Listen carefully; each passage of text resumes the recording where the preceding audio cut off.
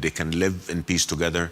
That is something that we obviously want. And look, when there is hope, people can do that. Go back, those of us who were there during the signing of the Oslo Accord, of the Jordan-Israel Peace Treaty in 1994, there was hope, and people were giving each other a chance, and they were engaging, and they were meeting at conferences, looking at trade, looking at all of that.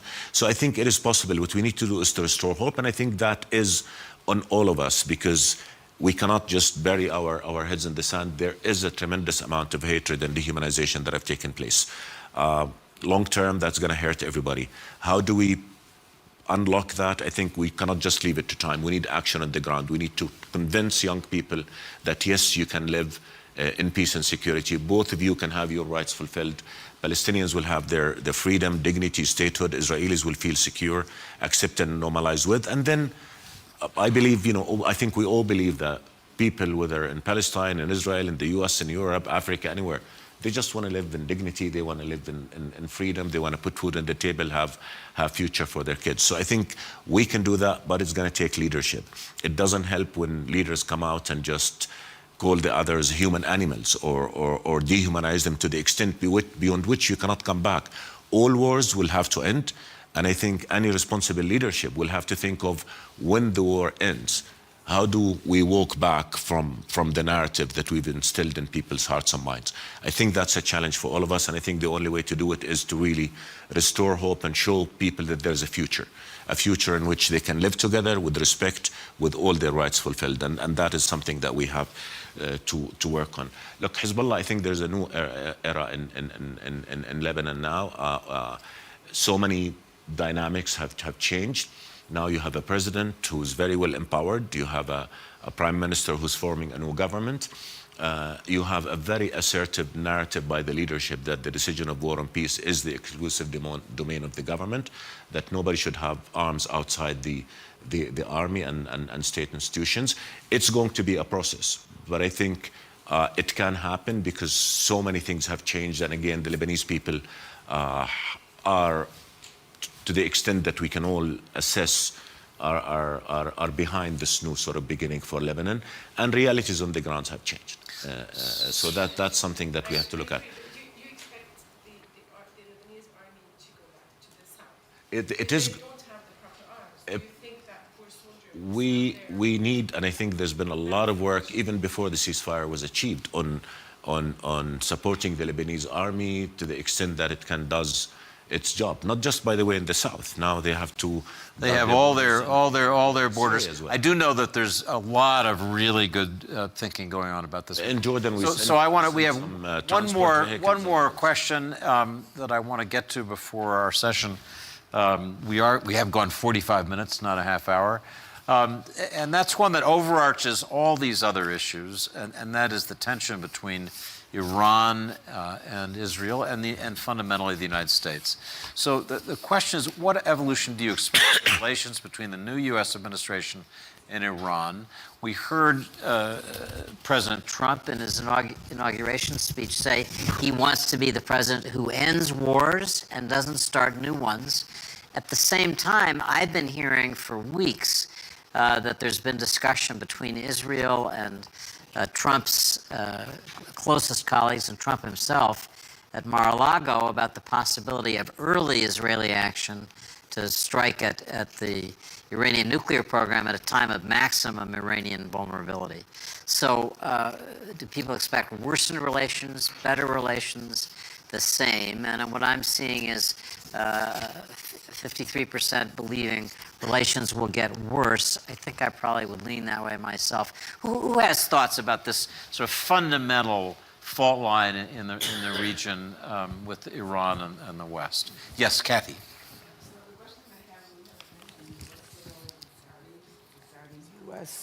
The Saudi-U.S. relationship, which is very strong in really generating some kind of a game-changing injection of a new dynamic into the region.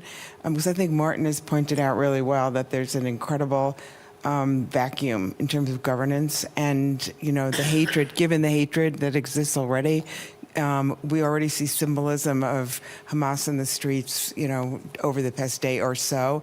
The social media is extremely active and really very powerful in the Hamas hierarchy. So I think you've got you don't have a lot of time in order to make sure the ceasefire takes place without putting some very strong dynamic power into the discussion. Yes, Martin. What you just said about we've all got to get together and fight. What it needs is strong leadership. And just to have this point, the strongest leadership that came before October the 7th, and in fact, October the 7th may have been a reaction to it, was Saudi normalization with Israel. And I think the key point, we hear wonderful words, but actions speak louder than words, and there has to be a motive force. And it's the same in connection with Iran. And the Saudis' activity is related to that issue too. So is there anybody here who thinks that President Trump, ambitious, my friend Rahm Emanuel wrote last week that his real dream now that he's gotten elected president again is to win the Nobel Peace Prize, that he might have in mind the very biggest deal, which would be a deal with Iran that would alter this story we've been watching since 1979. Anybody here who thinks that's in Trump's vision? I'm just curious. Personally, I believe the biggest deal for Trump is to have the Abraham Accord. Yes. That's the biggest deal. With Saudi Arabia. With Saudi Arabia, Yeah. exactly. He seemed to be leaning that way, I thought, in his comments yesterday. Any other thoughts about, there's also a chance. Yes, sir. I actually think that if Trump wants to explore the possibility of some sort of negotiation or end diplomatic solution with Iran, if Iran enters into that and is willing to go there, that will drive a wedge between the United States and Israel. And from the Iranian perspective, that's a legitimate goal. From Trump's perspective, he will even explore the possibility of some sort of diplomatic solution. Even if it doesn't develop into that, it will create a major, major crisis between Israel and the United States. That's a fascinating point. Other thoughts about that? Yes, sir. I beg to differ with him. Please. Israel is not going to fight it. If the United States decides to do a deal with Iran, Israel will follow. This is a moment, I've heard my Israeli friends say that after the operations in October, Iran is almost naked to attack. Its air defenses, at least around Tehran, have been crippled.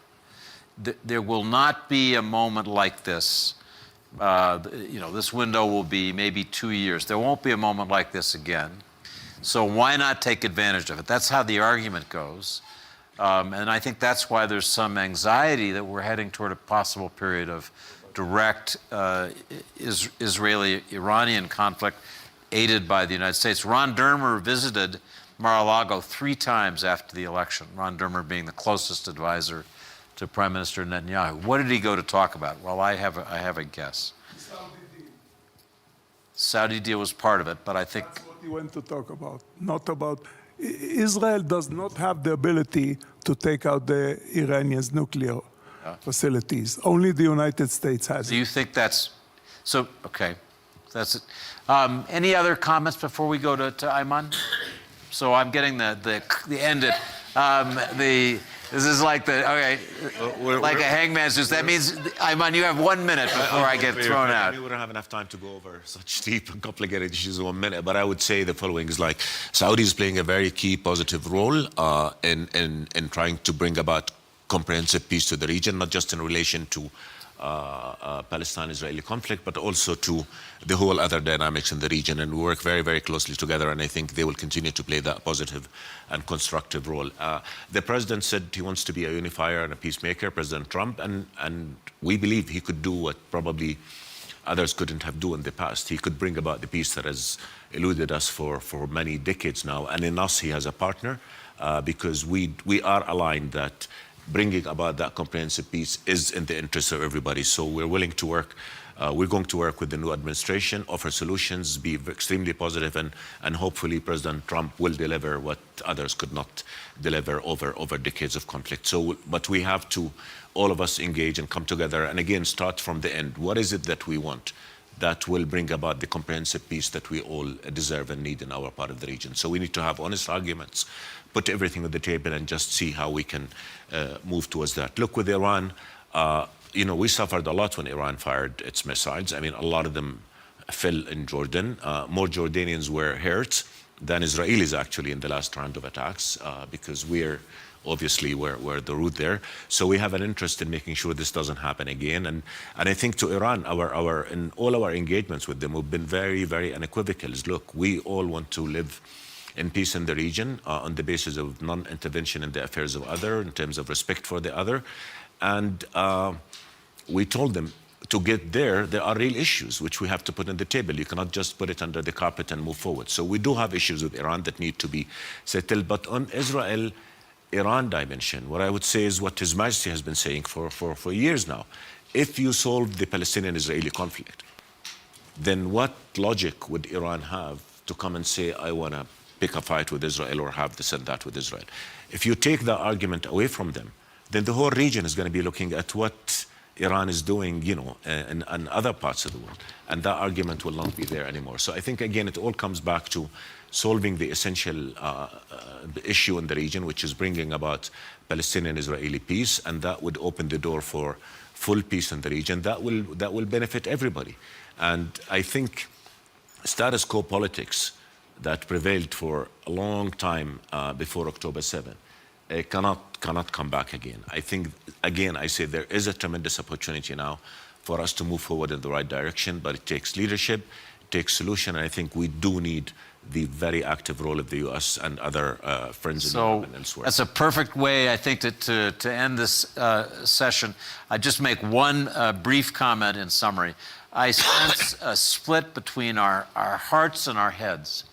Almost everyone has expressed a version of optimism and hope about the developments in the Middle East. And yet when we had to vote about whether we think you know, ceasefires will hold and progress, you know, there was a pretty pessimistic view. So you know, we'll resolve that over time. Thank you so much for coming to this interactive town hall. Thank you, Ayman.